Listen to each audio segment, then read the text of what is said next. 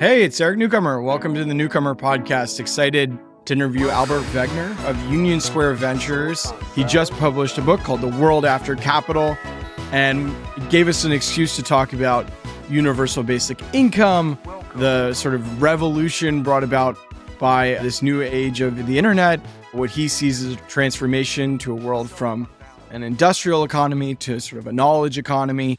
So really get into some of the big issues, talk about artificial intelligence, his early investment in Twilio, the Silicon Valley bank bailout and bank bailouts generally. So it's a fun conversation about, the future of the world and the political system. And towards the end of the conversation, we talk about the state of software investing, state of climate investing, and the sort of Silicon Valley winter that we're all experiencing right now. So really enjoyed the conversation. Give it a listen. Thanks so much. Albert, thanks for coming on the podcast. We're excited to talk to you. I've been tearing through The World After Capital and obviously a career's worth of venture capital gossip and experience to talk through, but thanks for coming on, Newcomer. It's great to be here. I think to me, the big conversation, reading the book in the current moment is sort of this intersection of the rise of artificial intelligence, which to me is proof of your argument that we're moving to sort of a knowledge economy, and then paired with universal basic income, which is something that I think you're still very passionate about. Sure. At a moment where my perception at least is some of the enthusiasm has waned, or we can get into where UBI is in terms of something that is going to be politically achievable in our lifetimes. But I want to start off with the sort of intellectual idea behind your book. Can you just sort of give the listener a little bit of the economic transition that you see us going right now? The thrust of digital technology is that it is fundamentally different from the kind of analog machines that came before. And it is as different, I argue in the book, as kind of previous really large transitions. And so what are the previous really large transitions? Well, one is going from being, foragers, hunter-gatherers to being agrarian. That's about 10,000 years ago. And then the second big transition is from the agrarian age into the industrial age. And I think so much of the mistake that policymakers all around the world have been making, and sometimes also corporations, is when digital came about, they were like, oh, these are machines, they're computers, they're machines. They're just like previous machines. So nothing to see here. Except they're nothing like previous machines. And so we are finding ourselves in this transition, but we're kind of trying desperately to keep ourselves in the industrial age by hook or crook. And, things like quantitative easing and the central bank printing a lot of money, these are failed attempts to keep us in the industrial age. And instead, our obligation today is to try and invent this new age, to shape it, to help bring it about, and to help hopefully have a transition from the industrial age into what I call the knowledge age that will be a smooth transition. So that's the fundamental argument of the book. And that's kind of where we are finding ourselves. We're finding ourselves I'm going to put it in the dumbest way possible and let you correct me. But I was playing around on TikTok today. And as I read the book, that's in some ways a misallocation of my time. I don't even want really to be doing that, but I have few mechanisms to discourage it. TikTok gets away with abusing my time, and there's no market really to step in to solve how I'm spending my time, right? Is that turn that into something smarter? So the argument of the book is that each age of humanity had kind of a defining scarcity. So the forager age, it was just food, you found enough food, that was great. And then in the agrarian age, it became land. You had to have arable land on which you could grow something. And then in the industrial age, it became capital, who can build machines and buildings and railroads and infrastructure. And now the sort of defining scarcity is attention. What is it that we're paying attention to? And we have all these attention-sucking machines, right? So we have, Twitter and Facebook and Instagram and TikTok and whatever the latest one is, right? So our attention needs to be allocated to things. And how are we going to figure out this allocation? Well, a lot of things in the world get allocated by the price mechanism, right? And the price mechanism has been great for deploying capital. It's been great for making physical capital, but it's terrible for attention. Why is it terrible? Because the most important thing to pay attention for don't have markets. And when you don't have markets, you kind of have prices, right? Right. And a good example of that is a lot of people are having kind of various kind of crises of meaning. And that's because if you don't consciously invest time in understanding where does meaning in my life come from, you're going to under-allocate attention to sources of meaning. And then eventually you will find yourself in a place where like, my life has no meaning, right? Or as humanity, you will under-allocate attention to fixing big problems like infectious disease, right? Right. So like we had 2 warnings of coronaviruses, like 2 separate ones. We had SARS and then we had MERS, each about 10 years apart. And were we prepared? Absolutely not. We were not paying enough attention to it. So is the answer the government stepping in to solve the attention problem, or what's... No, the answer that I'm proposing in the book... personal responsibility or... Well, the answer I'm proposing in the book is that step 1 is to free up a lot of attention. So much of our attention today is kind of trapped in these explicitly economically incentivized systems. So what do I mean by this? Most of us spend most day working for a living, right? And we have wages that determine what we do. And then we take that money, we spend it on consumption, and we have a huge machinery called advertising that's telling us how much we should be consuming, right? So we have a huge amount of attention trapped in this kind of work and consumption loop. We now see that with AI, for example, we could do a lot of the work and we don't need humans, so we could put human attention elsewhere. So I'm not really suggesting that right now the government needs to decide these are all the things that we need to pay attention to. I think a starting point is just to free up human attention. And then a lot of people may find naturally that they want to work on interesting things, right? So now, do I believe that government needs to spend money on some of these things? Absolutely, right? So if you take something like the climate crisis, it's a problem that is of such dimension that only the government can direct as much resources as we need in order to fight the climate crisis. So, yes, so I would say at the end of the day, there's 2 important motions. 1 is to free up attention, and then 2 is figure out what are the things that we need to collectively pay attention to. And I believe in that government has a role to play. Right. Because in some ways, like the game of the current economic system is that jobs can always capture your attention. It's like if we don't have something for you to do because AI is automating everything, there are always services that you can provide to another person at some new price, and therefore you can be sort of wrapped up in this sort of market-based thing. I think you illustrate that some in the book. That's how people's time is efficiently allocated outside of their own preferences, right? I mean, I guess one fear of UBI, universal basic income, I guess we're transitioning into a direct head-on UBI discussion, is that people need some sort of market incentive and that the market adjusts to tell them how to spend their time, and that if they're totally free, they're not going to find meaning in that. Do you disagree with that argument? Yeah, I mean, look, I think a basic income isn't a panacea. It doesn't in and of itself solve all problems. And, you know, if we keep, for example, our existing education system and just add UBI, I don't think that's really going to work. Our existing education system is really geared towards creating kind of a uniform product of people who mostly lack curiosity, because curiosity is not generally a good trait when you work for a company. The company wants you to go do what they want you to do and not be very curious and sort of have lots of other ideas of your own. So yes, if we keep the existing education system and then just pay people a bunch of money, a lot of those people might not know what to do with themselves. But right. I think people inherently, that's not a, oh my God, people don't know, people aren't curious, people aren't interested.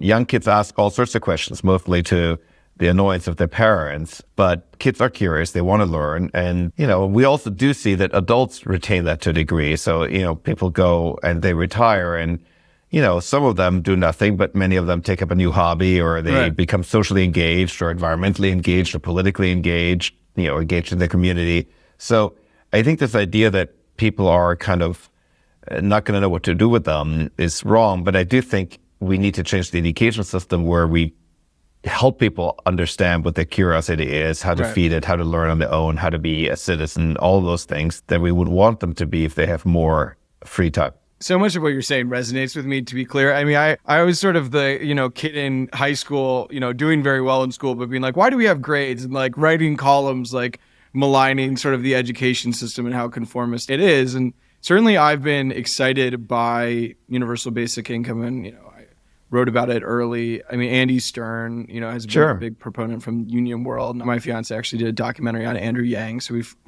followed him super closely. And there have been all these experiments, obviously, too. I think Sam Altman has funded some. I think you're funding some. Yep. Is that right? What size of universal basic income do you think we'd need for it to be meaningful? Or like, what's the size of payment? Yeah, I mean, my wife, Susan Danziger, and I were funding a basic income trial in the city of Hudson in New York, and we're giving people $500 a month for 5 years.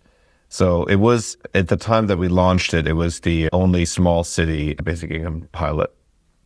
It was also the only one that paid people for more than a year or 2 years. So our view is that to really see the effects on people's lives, you need to really commit to this for a longer period of time. But the amounts of money don't need to be very large.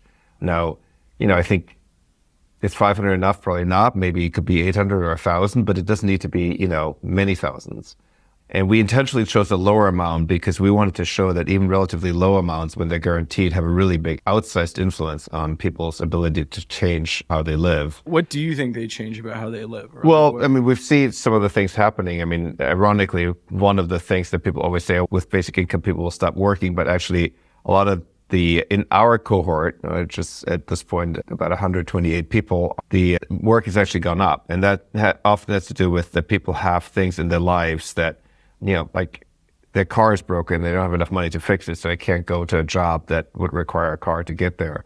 So there are all these things that sometimes hold people back from working more. And by the way, this is one of the great things about basic income. It does not in any way, shape, or form discourage people from earning more. Whereas the current welfare system very much does that, right? Because if you're on current programs and you start to work, you often face 100% plus tax rate because you make money here, but then you lose all your benefits. And so like it put this huge hurdle, and then people say, well, why do people on welfare not work? I'm like, well, if your marginal tax rate was 100%, would you go work? Probably not, right?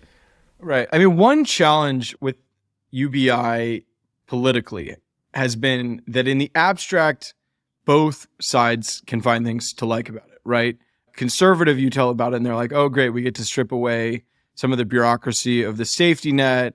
A liberal, you say, oh, we're like helping poor people sort of more. That's great. But then if it were ever to become real policy, and we sort of saw a test case with the payments during COVID, the trade-offs are made, right? It's like, okay, we didn't strip away the safety net. We added money, so conservatives don't like it, or vice versa.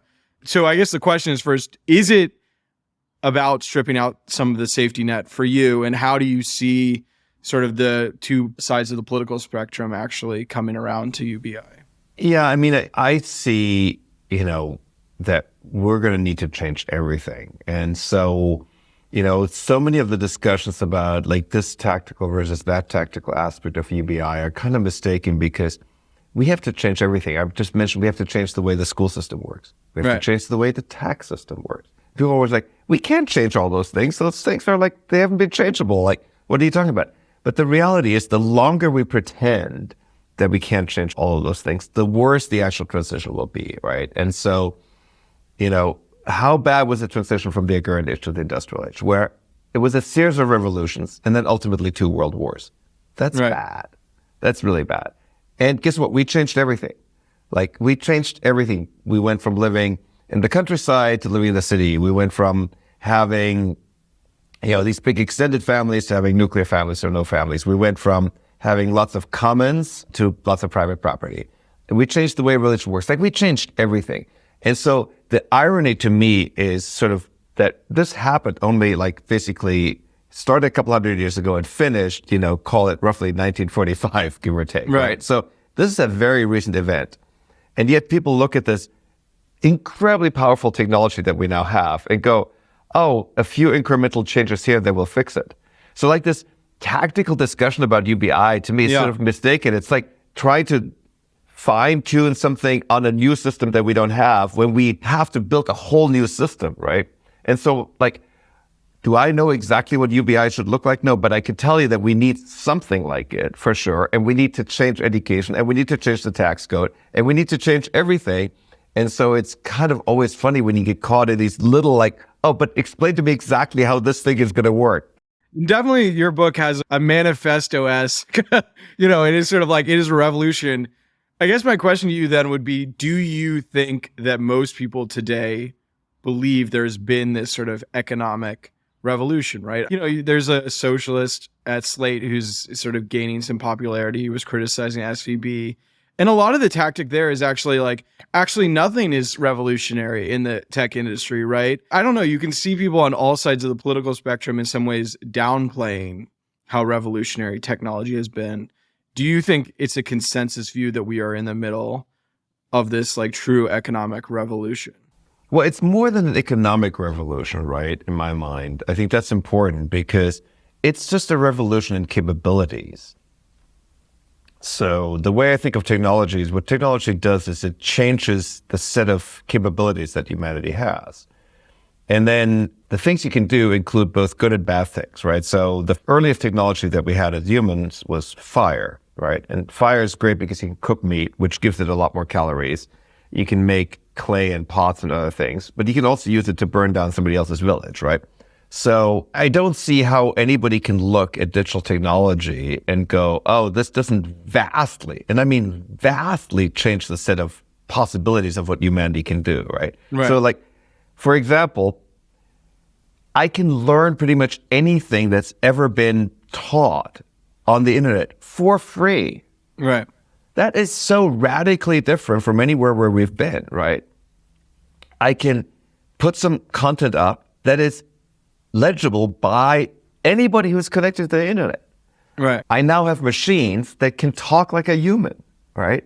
That can create output that we previously, if you had seen this output, you'd be like, that's a very intelligent person who wrote that. That's very well written. This is very clear and concise, all those things. And if anybody can look at that and go, there's nothing to see here, I don't know. I just, to me, that's crazy. And yeah, I agree largely. But I mean, artificial intelligence or this wave of generative AI, do you think it's just sort of improvement along the same radical direction we've seen? In my book, I write a little bit about nonlinear technological change. And the example I give is heavier than air flight, right? So, for thousands of years, humans dreamt about flying because they could see the birds fly. The birds can fly. Why can't we fly? And then we couldn't do it until the early 1900s when the Wright brothers kind of were among the first to figure it out. And then we went from figuring it out to getting to the moon in 50 plus years, right? Around 50, 60 years, give or take, right? So that's how you have to think of AI.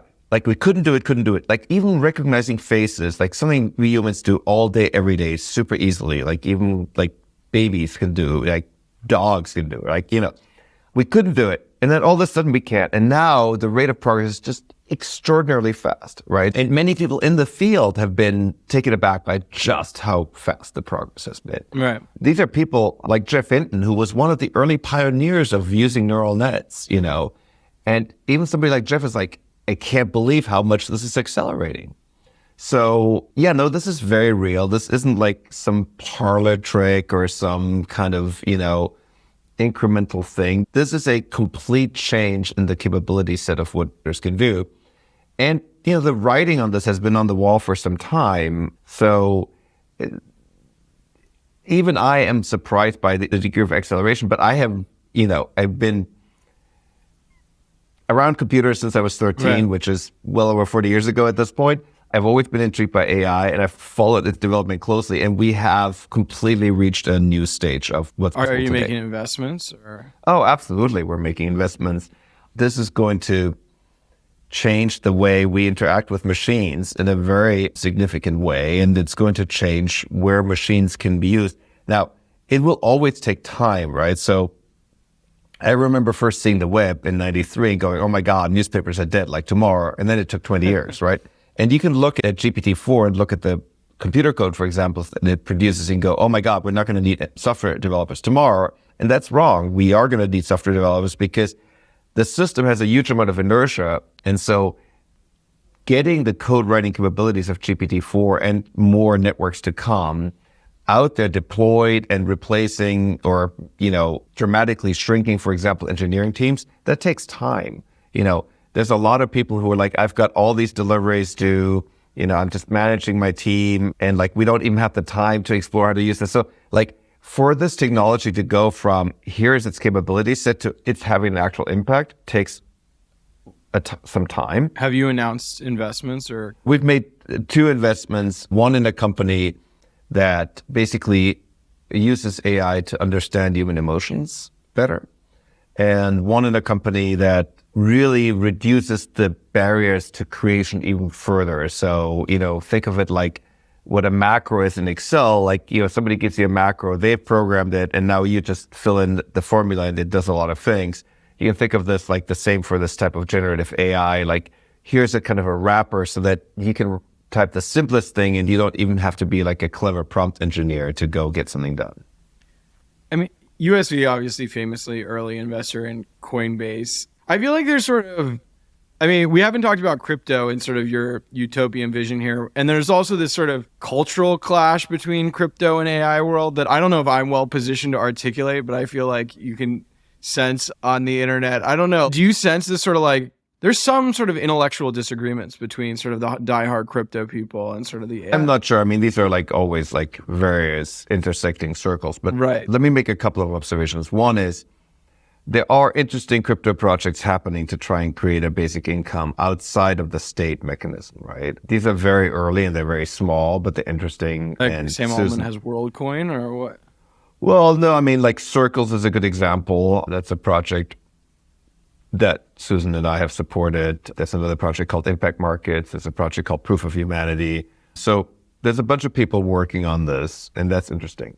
Then the other thing that's interesting about crypto is that you can use it to sign digital items, right? And so in a world where it's very easy to create fakes at the push of a button, it becomes more important to sign everything so that you can sort of say this, like we could each use our keys, for example, to sign this recording before you publish it.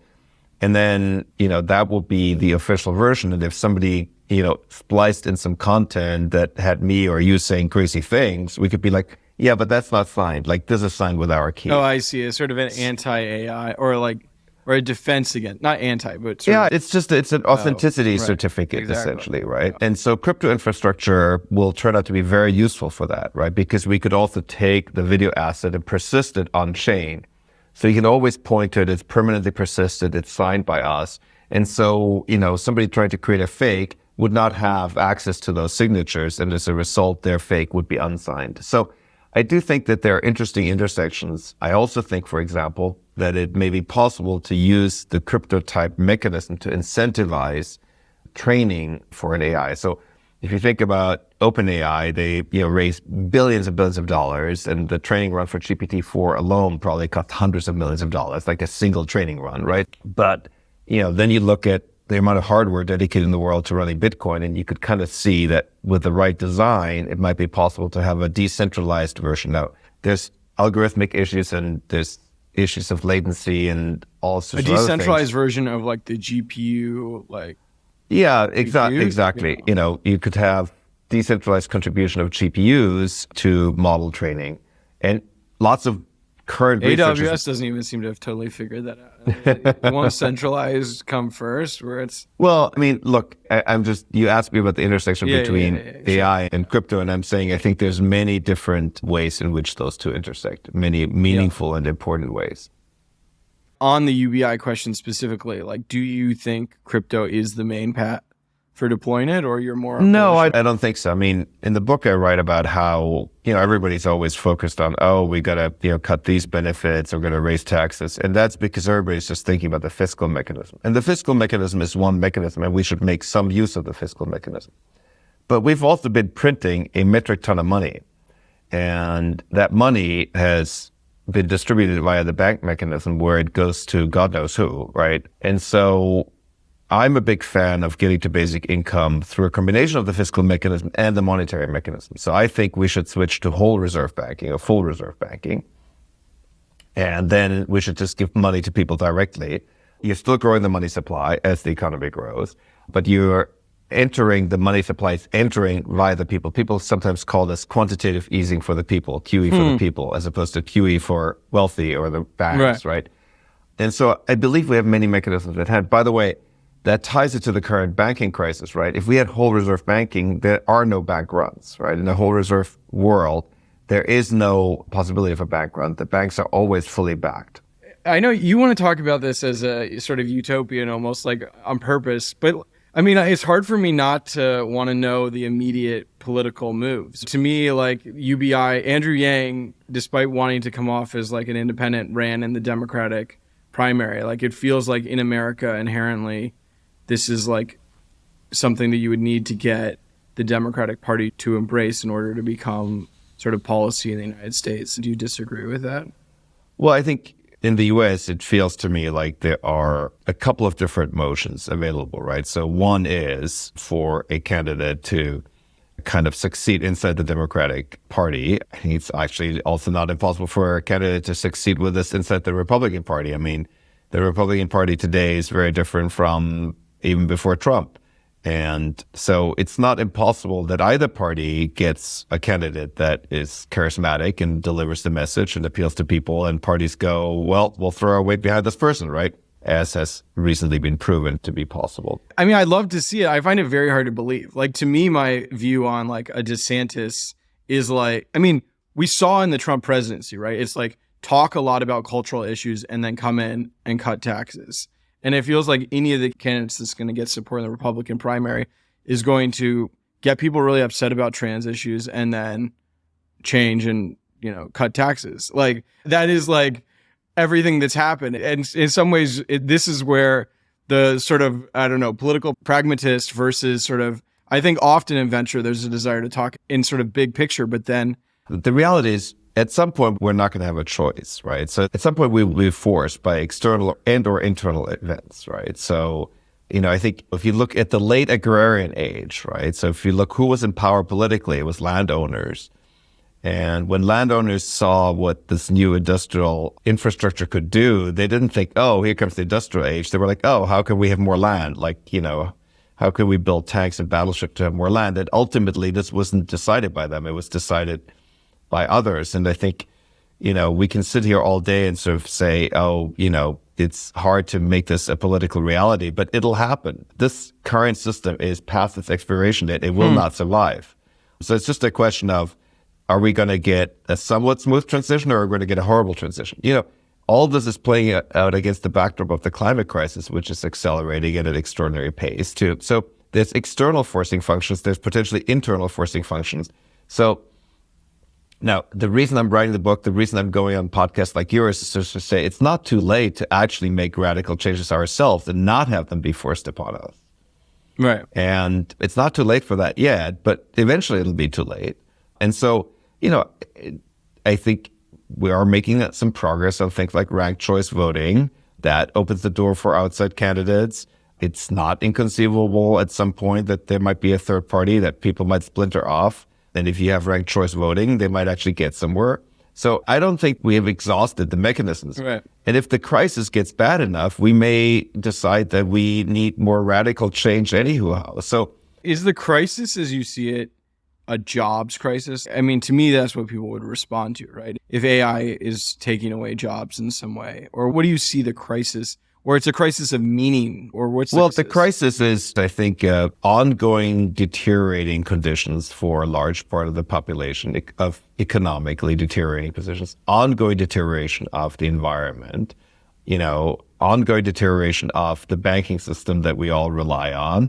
And so I don't know exactly what the tipping point is or what the bad thing is that happens. I think it'll be blindingly obvious in hindsight and very hard to predict going forward.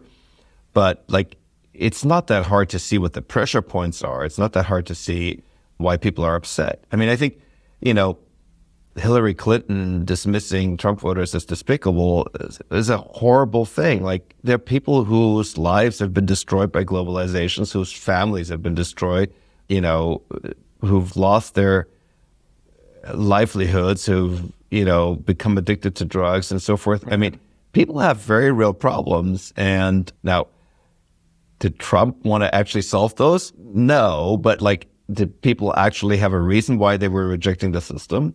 And then when you look at, what Democrats have been doing, Democrats have been bailing out Wall Street, right? I mean, banks are more powerful than they were before the global financial crisis.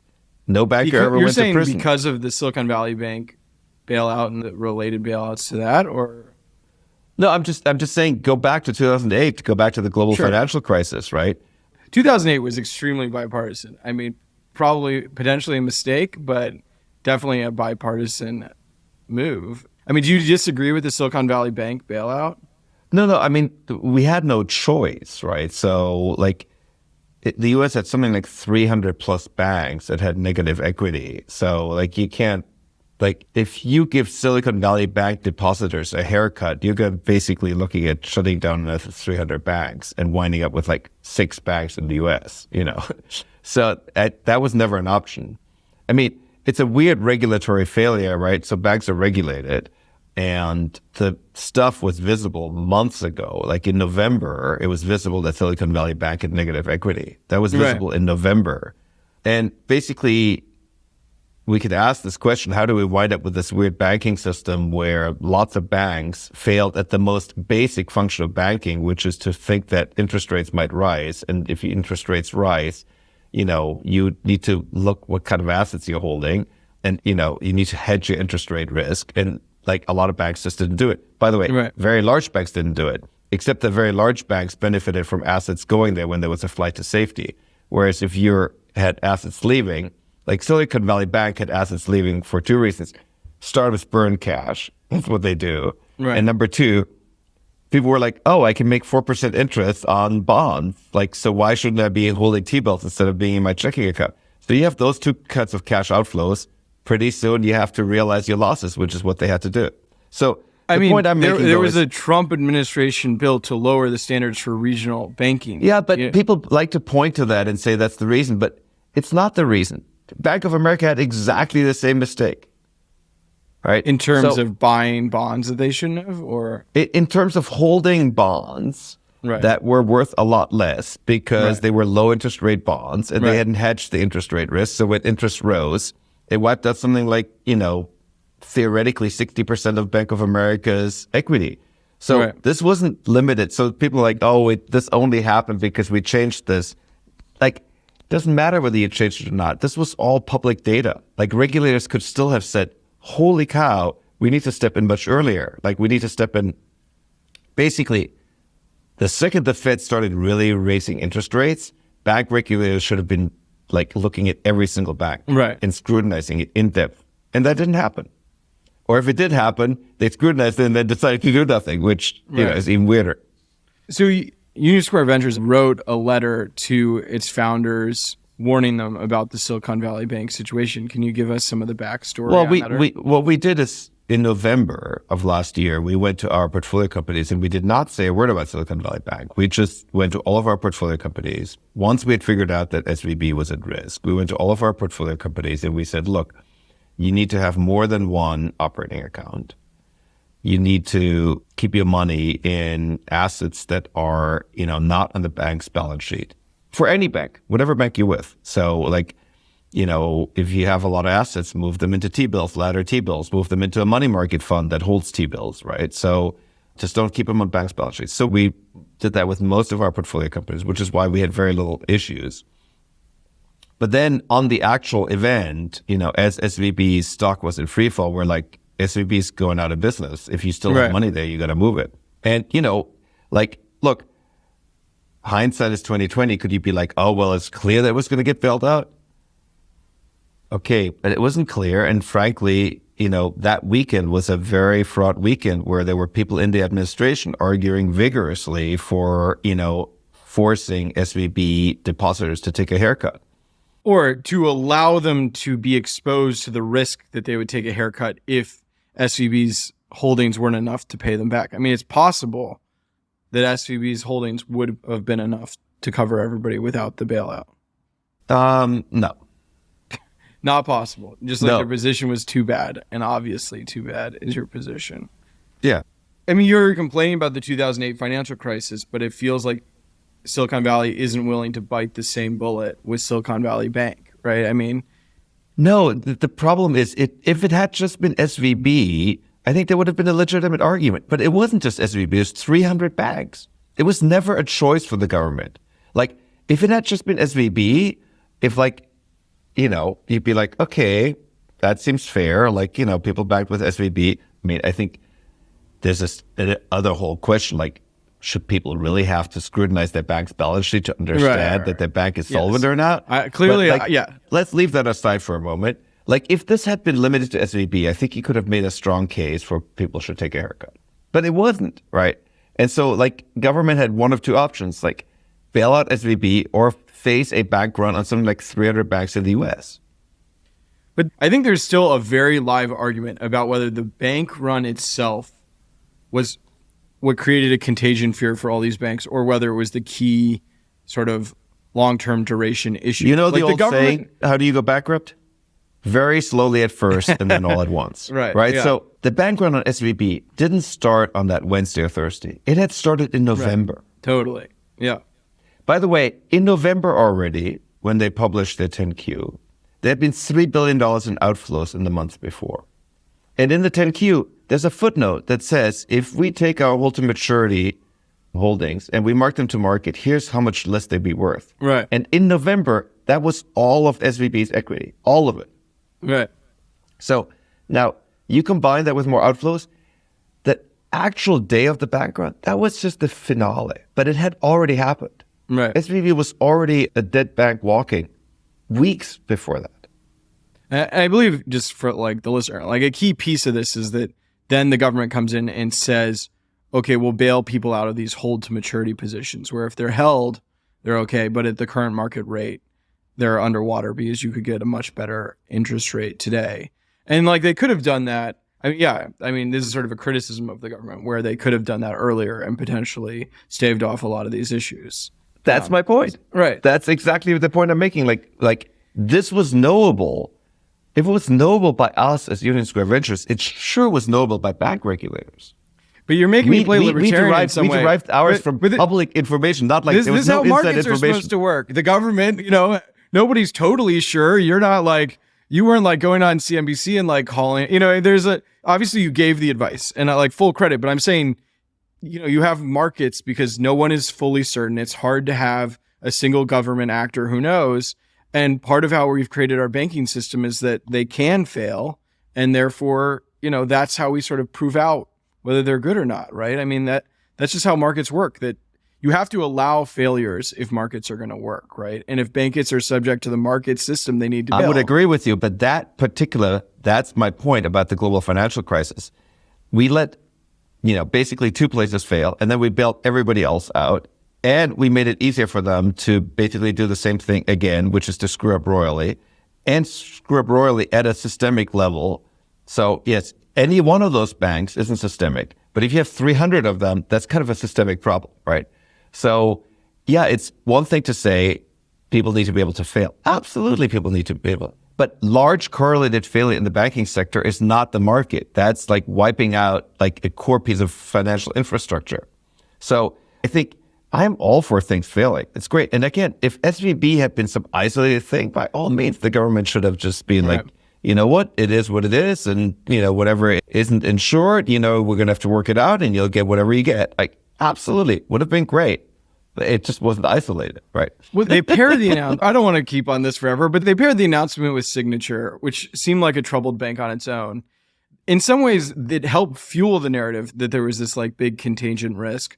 And it seemed like a bank like First Republic very well could have been fine without the fear, right? I mean, the fear is this sort of really hard to quantify thing because it was running wild with regional banks. Well, the issue is this. Again, if the banks hadn't made this mistake, and if they hadn't made this mistake at scale, meaning lots of banks have made it, we would have been in a different situation. But that's not the situation where we're in. I mean, it's a complete hypothetical. And people are like, well, if this happened, like, well, it wasn't. So it's like, but this all ties together. This is, I think, the point I'm trying to make. This all ties together. We have chosen a particular banking system, which is fractional reserve banking. And we have then used quantitative easing to try and use this fractional reserve banking system to fix problems that are deeper and more profound and more structural problems. And guess what? It didn't fix those problems. And as a result, we now wind up with a bigger problem, which is we are now winding up with this problem where the dollar as a global reserve currency is something that is becoming questionable. Right. And so Like when people think the banking crisis is over, I think that's a mistake. We are entering the worst and most complicated phase of this because we have been very reliant as a nation on the dollar being the global reserve currency. And that gig is slowly up. And so, you want to nationalize the banks, or you want to make sure the banks hold all the deposits basically that they lend out? Basically, I'm a fan of whole reserve banking. So in whole reserve banking, the banks can't just go to the Fed and make some money, you know? By the way, the interesting thing about basic income and whole reserve banking is that they were both championed by people like Milton Friedman, who aren't exactly known as progressives, right? Right. So I'm not a Milton Friedman fan overall, but when it comes to banking and basic income, I think he had good ideas. And so my point is these things, this is really what I'm trying to get across, and what I'm trying to get across in the book is all these things are connected to each other. The banking system, the tax code are connected to our ability to do something like basic income. And you can't, when people are like, oh, how are we going to pay for this? Like, you're going to have to change the tax code. You're going to have to change the banking system. And by the way, we need to change the banking system anyhow because it's broken. Like deeply, irrevocably broken. Right now, we have the worst of all possible worlds. We have fully insured fractional reserve banking. Like that's a really terrible system. Right. And why do we need to change everything? We need to change everything because we've made a huge, as humanity, a huge technological breakthrough with computers. And now with the things computers can do, in particular with AI. And twice in the history of humanity, when we've had huge technological breakthroughs, the first being agriculture, the second being, like chemistry and machines and electricity and like when those huge breakthroughs have happened, we have changed everything. We have completely reinvented the system. Yeah. And so when I hear like socialism versus capitalism, I'm like, that's an industrial age debate. That's not the debate we should be having. Those are industrial age concepts. So like, I don't care whether you're trying to fix this via socialism or capitalism. Right. Those are both the wrong concept.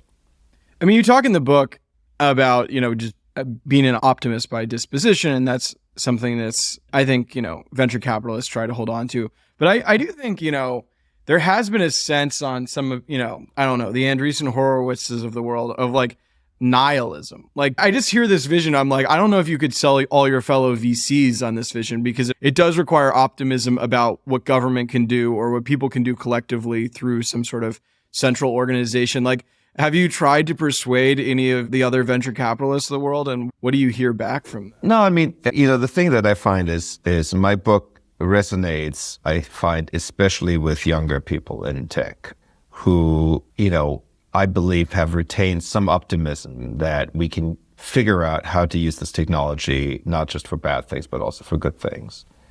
And how, historically we have been great beneficiaries of technology, right? I mean, if we hadn't figured out to build tractors and so forth, we would all still be working the fields. So we wouldn't be having this conversation right now, right? So I think, it resonates somewhat less well with people who believe that all problems can be solved by markets. And in the venture capital industry, there are a lot of people who believe that all problems can be solved by markets. I think that's wrong, and I argue in the book why that's wrong. So I think it resonates with people who have a little more of an open mind, and that tends to be, not always, but tends to be younger people. You famously invested super early in Twilio. I actually did a big profile of Bessemer, and I think you were the one, you got in when they should have done it or they thought about it. And, was a sort of high-flying sort of pandemic stock that's sort of come down to earth and is, I don't know, just like a company that has come to like represent a lot of like the excitement of software and sort of sometimes disillusionment. What do you take of all the narratives imposed on Twilio, and like what should people take from its journey in terms of making investments today? Well, I mean, I think more broadly speaking, we've had a big correction in tech valuations. And I think part of that is because software has become more routine and more boring. And that's actually a good thing, right? So, when companies like, I remember when Snowflake went public at like 100 times revenues, I'm like, well, that's not really a sustainable valuation, is it now? And so I think over time, the stock market, even though it has lots of aberrations along the way, but over time it's, eventually these companies have to produce earnings, and eventually those companies should be valued on earnings and not just on potential, but on actual earnings, not future, but I think the story here is that there are great businesses out there, and sometimes they get really overvalued, and then sometimes they get really undervalued, and then Sometimes it finds a kind of a good middle. But I don't think there's anything particularly about the story of Twilio or any one other company outside this rather larger sort of idea for a moment that, each one of these companies was going to be fabulously profitable at some future point. And so not going to have competitors, not going to have margin pressure and so forth. And I just think we've woken up to the fact that no, these are companies, they have competitors, they have margin pressure, they have their own growth issues, they need to revitalize their own technology, et cetera, et cetera. These are businesses like all other businesses, and the rules of, you have to sustain some level of profitability to be a valuable company still apply. It's kind of a maturation of software as an industry, and that's a good thing as far as I'm concerned. Do you have a view on what the right or the end state multiple is for some of these? I don't know. It's hard to say because so much of that, again, depends on monetary policy, right, and interest rates. And so I don't think that's worth trying to forecast at the moment in time when I think we have no idea what inflation or interest rates or monetary policy is going to do because we are in such, unknown territory. So if you think about the Fed's balance sheet, which got longer significantly during the global financial crisis, and then it got longer again by a lot during COVID, and then they were sort of slowly attempting to dial it back, and then the new banking crisis happened, and they immediately shot it back up. I think that story is far from having played itself out. And so we're back to this money creation, and we're still not giving the money to the people who need it, which is everybody. So I think this is so far from over. The idea that we have somehow stabilized the system is like we have created the appearance of stability, but not actual stability. And the appearance of stability is in some ways the most dangerous thing because it lulls people into a sense of security when in fact the next careening out of control will only be that much more severe because we haven't created actual stability. If you could pick, sorry, you're drawing me back into the utopian debate, but if you could pick between the government, giving everybody, $500 a month, or using that money to close the deficit or buy down our debt. Do you have a I don't think this is I really don't think this is an either or discussion at all. But you're spend more. This is always the problem. No, spend in more my money mind, no, it's very easy. I think, we have a ton of tax loopholes that need to be closed. We cannot get to basic income without also changing the tax code. Yeah. For example, I write about this in the book, if you have a basic income set up, you should be taxing every dollar that's made. You shouldn't be you get $14,000 free, whatever. No, you're getting money from the government. So now every dollar you make, we're going to start taxing. And we could have a much simplified tax system. But again, these things are incredibly hard. And so people are like, Albert, you're saying we need to complement one hard thing by doing another hard thing by doing yet another hard thing. I'm like, yeah, as it turns out, when you have a system where you have all these interlocking parts, the only way to get there is if you change all the parts. And that's also why getting there is so difficult. It's because people are like, oh, I want to just tweak this one thing. But no, you can't just tweak this one thing. We don't have the luxury of just tweaking one thing. You have this book, you have a number of causes. Is this a signal that in some ways you are investing less? Are you pulling back? No, I've been very actively investing. We have, during COVID, we raised a climate fund. And we put that to work, and we've raised a second climate fund, and we're starting to put that to work. And I've made, continue to make other software investments, for instance, in a company called Viam that does an operating system for robots. I've made crypto investments like Wallet Connect, which is crypto infrastructure. So no, I've been keeping very active. Yeah, let's talk about the climate fund. I mean, it feels like Silicon Valley obviously was famously burned by clean tech sort of a while ago. I interviewed Chris Sacca, I don't know, maybe a year and a half ago now for my newsletter about lower carbon. What's your read on, I guess, the venture ecosystem's support for the carbon thesis right now? Are you getting follow on? It feels like there's sort of an early stage ecosystem forming. Is there sort of the Series B and beyond layer? Yeah, there's definitely a need for more capital for sure. It's great to see that some of the companies in our climate fund have been able to raise follow-on rounds. Some of them easily, some of them had to work for it, but there have been a number of follow-on rounds. Overall, though, we are woefully under-resourcing climate relative to the significance of the climate crisis, right? And, the few days in April that we just had where it was 90 degrees, is a sign of the times, right? It's only going in one direction and it's going there faster. The latest IPCC report dropped during the SVB crisis, so nobody paid any attention to it. But the numbers in it are eye-popping. I mean, they're completely eye-popping. And one has to keep in mind whenever one reads an IPCC report that those are the censored numbers, right? The worst numbers are never even included in the reports because the oil nations still insist on those being excluded. So you basically, even when you censor the worst outcomes, you still get eye-popping numbers and you still get eye-popping observations. And these are not just forecasts, these are actual observations. Like the temperature of the oceans, for example, is completely off the charts. It's like in literally uncharted territory. So yes, I think we're going to see more capital come this way because the signs are there and because the very large funds, like the big pension funds, realize that, if they want to take care of their pensioners, they can't just be producing one-year returns. They have to also make sure there's a planet on which those pensioners can live, right? Are there a couple investments you can talk through? And with this focus on how these companies make money?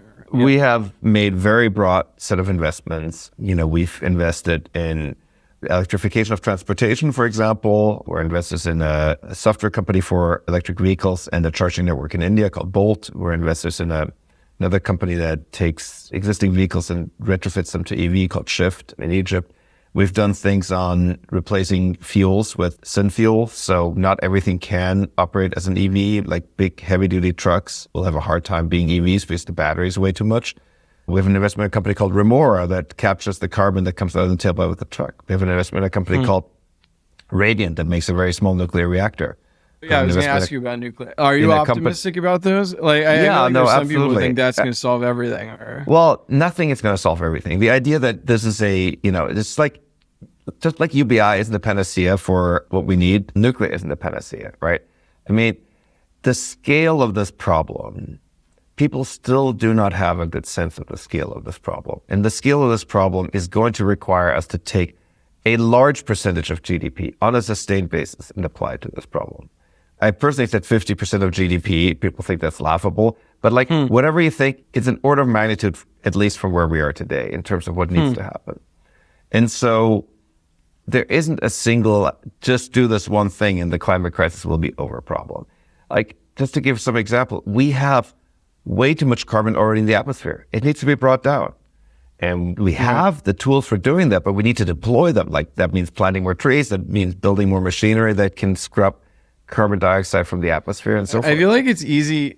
On the one hand, I imagine Silicon Valley people believing in the science and generally believing in it. But on the other hand, in a world of exponential curves, I think there's almost too much confidence that we'll find some technology and we'll underestimate how quickly, it will improve and therefore be able to solve this problem, whether it's climate capture or something else. What do you say to those sort of arguments? I believe we just need to deploy more stuff. And obviously we can't stop innovating either, right? So because again, many people don't like the war metaphor, but I think the war metaphor is quite useful. The kind of planes we had at the beginning of the war were different from the kind of planes we had at the end because there was rapid innovation. But we also built a lot of planes.